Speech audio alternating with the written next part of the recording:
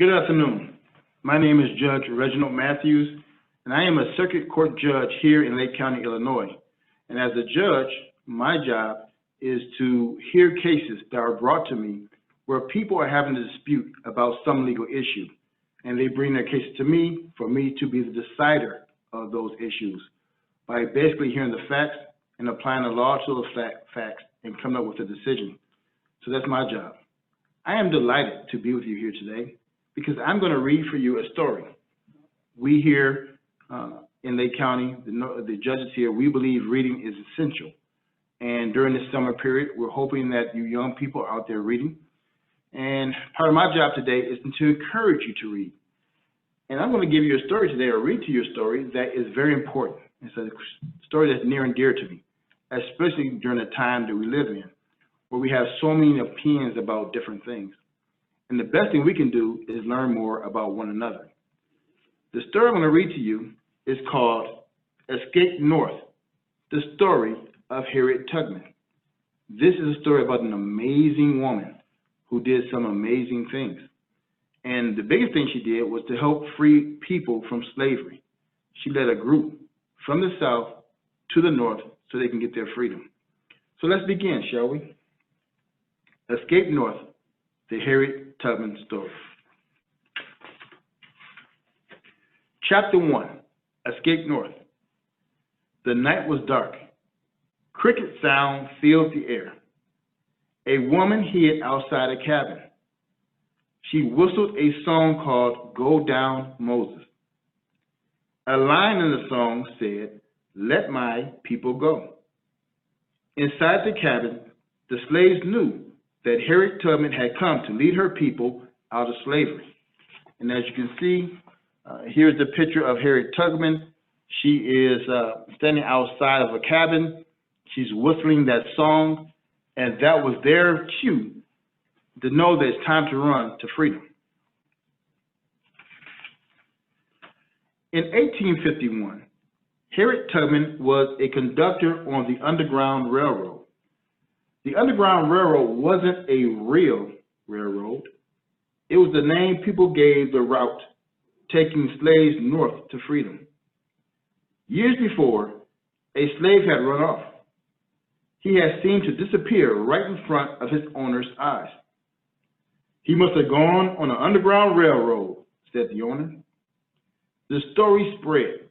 There was a way north to the free states. There were people who would help. They would hide you in their homes. These safe houses were stations on the Underground Railroad. Runaways ran from station to station until they reached a state where slavery was against the law. And here you can see the owner looking for the young man who ran away, and he's the one who said, "Oh, he must have ran away on the Underground Railroad."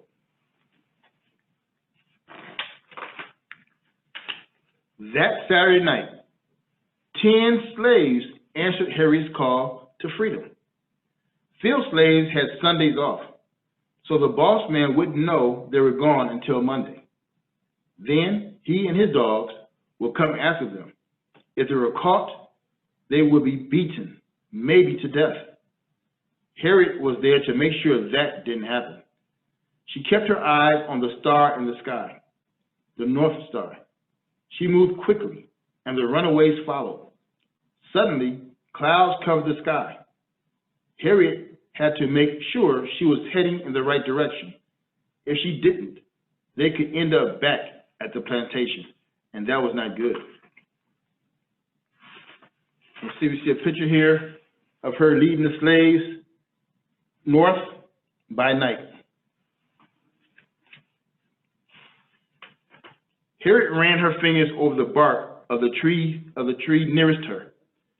Daddy Ben had taught her that moss grew on the north side of trees.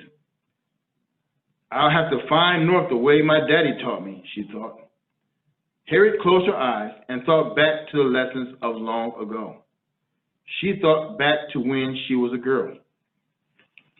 And so you can see her running her hand against the tree, trying to feel for the moss, something that her dad had taught her. Chapter 2, Born a Slave. Harriet Tubman was born Araminta Ross in about 1820. As a child, she was called Minty. Later, she took the name Harriet after her mother, who was called Old Red. Harriet was born a slave on a tobacco plantation in Maryland. She and her family were the property of a man named Edward Brotus. That meant they had little say over their own lives.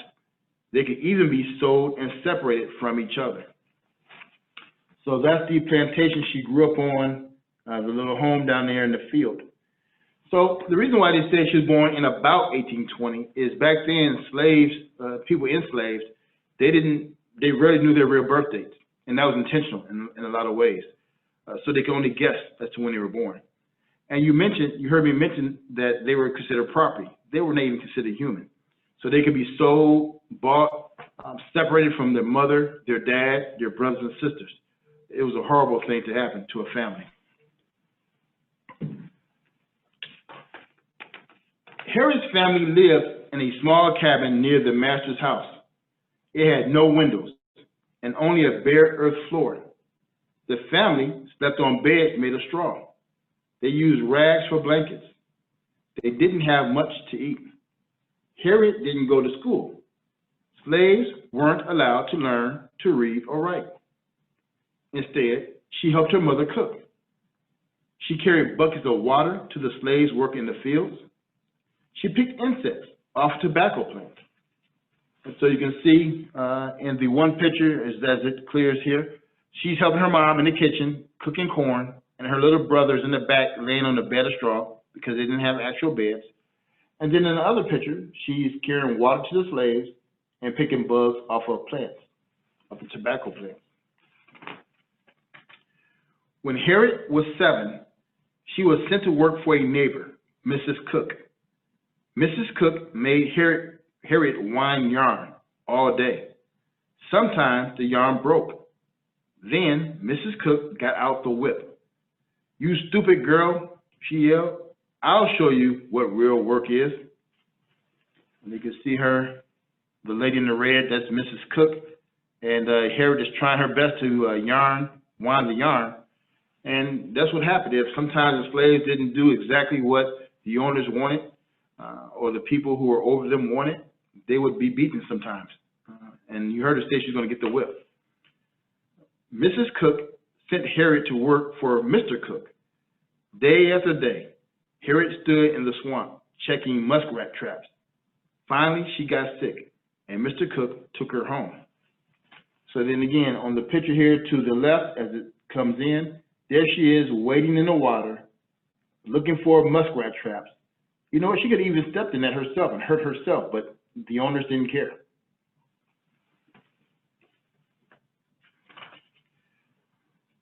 When she was well, Mr. Brotus sent her into the tobacco fields.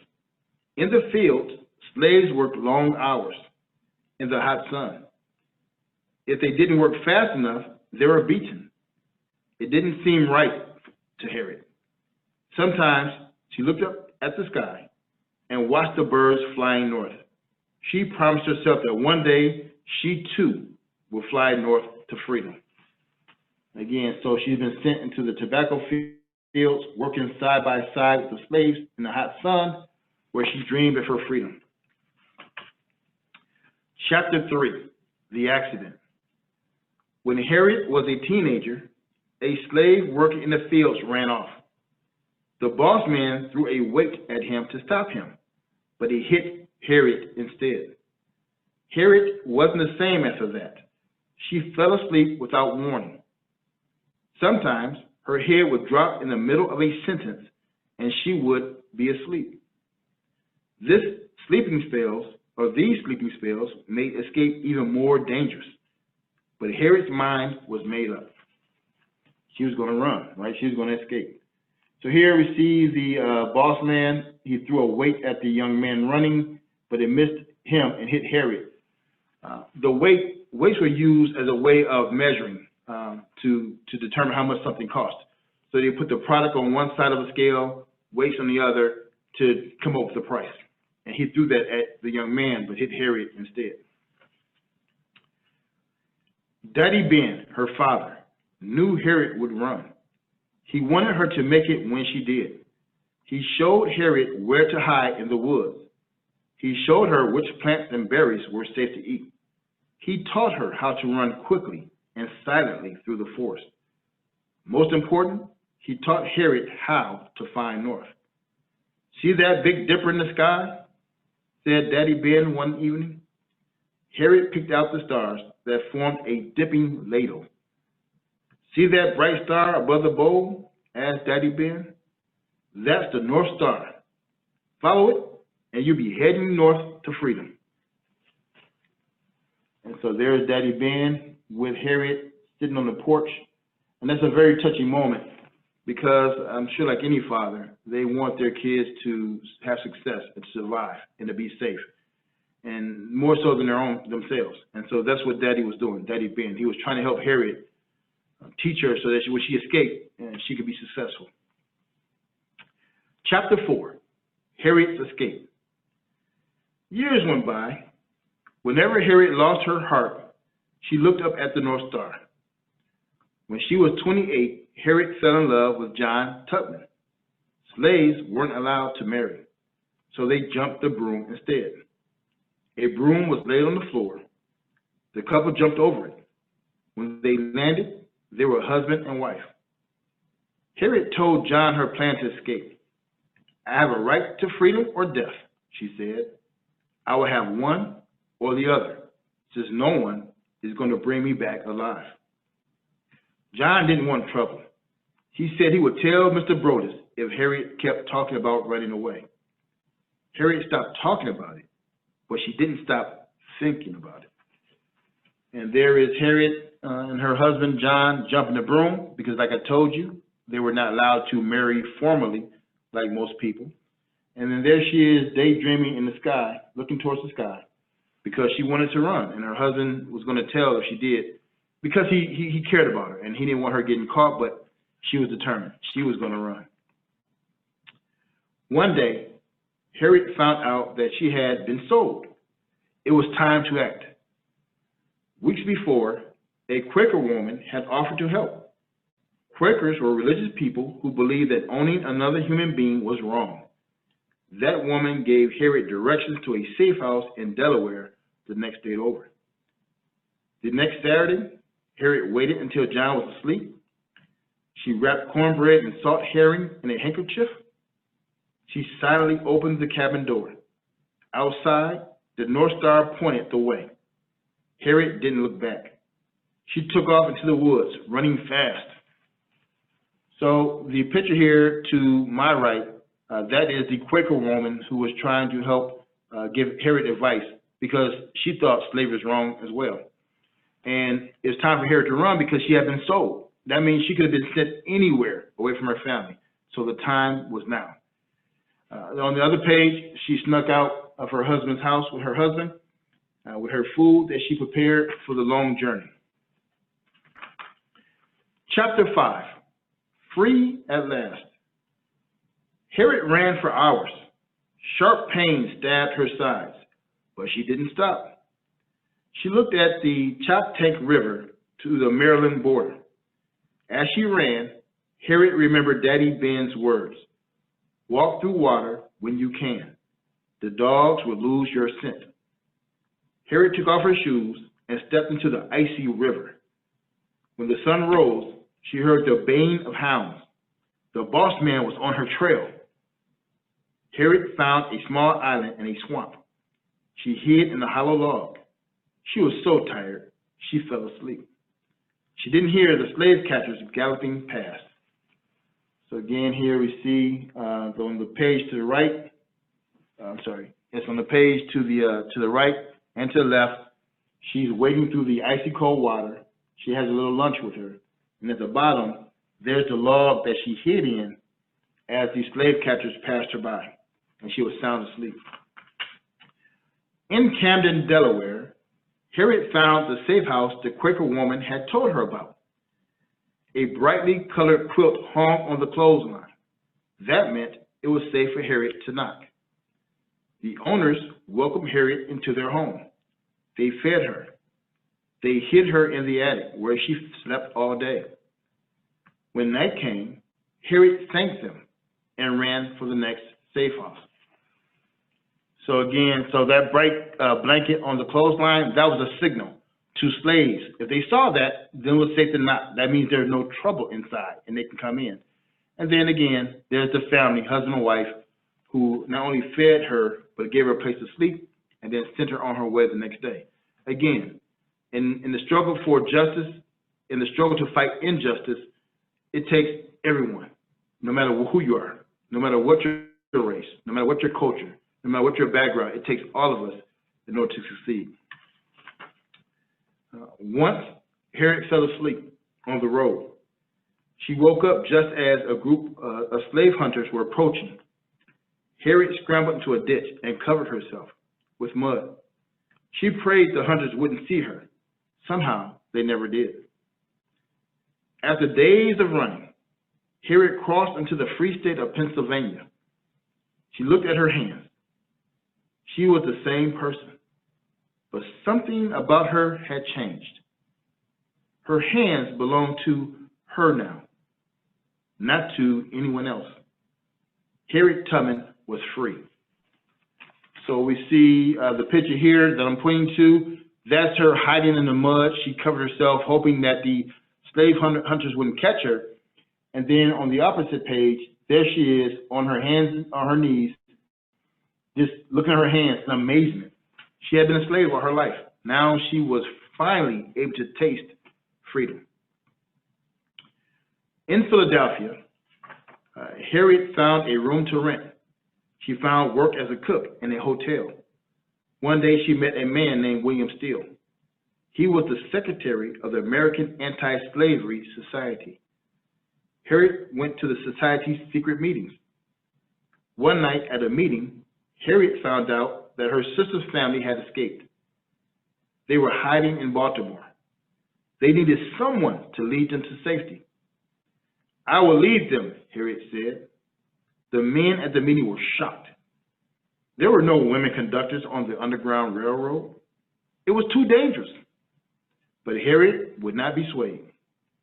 She was going to free her people, just like Moses in the Bible. So there she is walking on the page on the right with Mr. William Steele. And then on the left, there she is standing up, tall and bold, proclaiming that she was going to go save her family and the rest of the people. Chapter 6, No Turning Back. The first trip had been long ago. Harriet remembered it now as she felt the moss on the tree. She made it then, and she would make it again. This way, she told the runaways. Finally, the group reached a safe house, but the station master wouldn't let them in. He was afraid of the Fugitive Slave Act, the new law that said anyone helping runaways would be severely punished. Harriet led the group back into the woods. Everyone was tired and hungry. One woman was so weak that Harriet had to carry her. So there she is leading the new group out of bondage. And then on the opposite page, she was turned away by the station master because at that point, there were so many people trying to escape north that a law was created called the Fugitive Slave Act. So that meant anyone, anywhere, even up north, who was harboring slaves could be punished. And some people were afraid to help, but others still helped anyway. Thankfully, they did. Suddenly, one of the men stopped. "I'm going back," he said. "It's better to be a slave than to suffer like this." Harriet stood in his way. If the slave catchers caught him, they would beat secrets of the Underground Railroad out of him. Harriet could not let this happen. She pointed her gun at the man. "You run back, and you'll never run again," she said. Come with me now or die." The group trudged on. So there is Harriet Tubman with a gun pointed at the young man. And that had to be a tough decision for her, right? Because she knew he was afraid, but she knew that the Underground Railroad was so vital that its secrets could not be told. And so she wanted to make sure She encouraged the young man to keep going. Fortunately, he did. Finally, they found a safe house in Wilmington, Delaware. A Quaker named Thomas Garrett owned a shoe store. He had a secret room for runaways to hide in behind a wall of shoe boxes. When the runaways were ready to leave, he gave them each a pair of shoes. Okay. So again, that's a safe house. There is a gentleman there who owned the shoe store, and again, he was trying to contribute any way he could to help in the cause to free the slaves. When they reached Philadelphia, William Steele gave Harriet money to take the group on to Canada. He wrote in his journal, "Harriet Tubman is not afraid. The idea that she could be caught at any time doesn't seem to enter her mind." And there is Mr. Steele on the right giving her money so that she can take the slaves on to Canada, or the free slaves now. Because even at that point, even that area where they were located up north, because of the Fugitive Slave Act, there was still danger for them. So they had to keep going even further north. Chapter 7, Saving Daddy Ben and Old Rit. Now remember, Old Rit was the nickname for Harriet's mother. Daddy Ben and Old Rit were now in their 70s. Running would be hard for them, but Harriet wanted her parents to know freedom. In 1857, she went back to Maryland, dressed as an old woman. Daddy Ben and Old Rit were overjoyed to see her. So there she is on the left. She put on a disguise so she wouldn't be recognized, because by now she's famous. Her poster is everywhere. The slave catchers, they wanted to stop her. And so she had to go into hiding or disguise to go back into the slave territory. But she did so because she wanted her parents to be free. Harriet took an old horse and wagon from a nearby plantation. That night, Daddy Ben and Old Rit climbed into the back of the wagon. Harriet covered them with blankets. She drove the horse as fast as she could. She wanted to be out of Maryland by daybreak. In Delaware, a Quaker railroad agent sold them train tickets. Daddy Ben and Old Rit could hardly believe it. They had been slaves all their lives. Now Harriet was using Daddy Ben's lessons to bring them to freedom. So there she is, getting her parents into the back of the wagon, and on the opposite page, there she is racing the horses or driving the horses as fast as they could so they can get away and get out of that territory. And how special it has to be for parents to know that what they instilled in their child will come back one day, not only save them, but save so many other people. I can only imagine the pride her parents must have felt. Chapter 8, Harriet's Last Years. In 1861, the Civil War broke out. President Abraham Lincoln wanted to free the slaves, but the southern states were against this. One by one, they left the Union. They formed a union of their own called the Confederacy. The war tore the country apart. As always, Harriet was quick to join the fight. She worked as a spy and a scout for the North. She also worked as a nurse. In 1865, the North won the Civil War. The Underground Railroad stopped running. The fight to free slaves was over. And there is Harriet Tubman down on her knees celebrating. Again, it just shows you the many hats she wore. Conductor on the Underground Railroad, a spy for the North in the Army, a nurse. She did it all. Why? Because she loved and she cared about people. Harriet spent her later years in Auburn, New York, taking care of her parents. After many years, the government decided to give her a reward for her work. She used the money to build a home for elderly blacks who had no place to live. In 1913, Harriet became too sick to get out of bed. Visitors read the newspaper to her. She followed the news of women fighting for the right to vote. She sent them a message: stand together.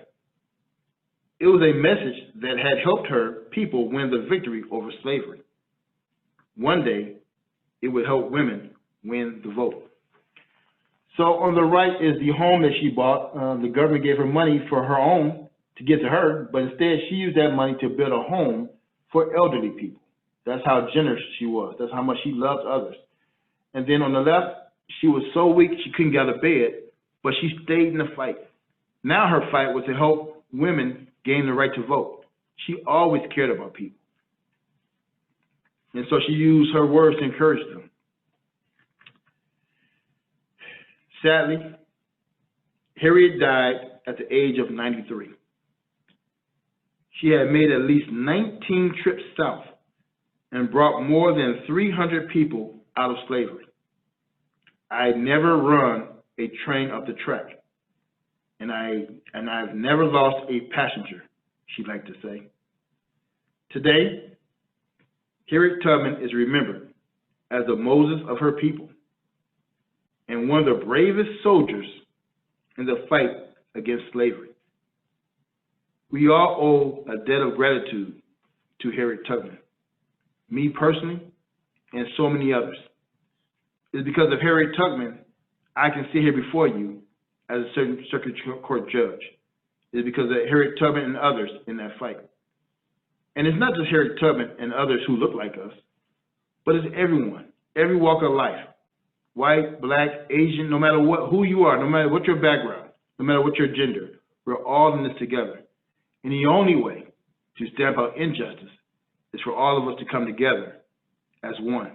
And that's the only way we can truly achieve equality, truly achieve justice, and truly achieve what we believe is the American way. It's a way we all share in. And with that, I thank you. Again, my name is Judge Reginald Mathews, Circuit Judge here in Lake County. God bless.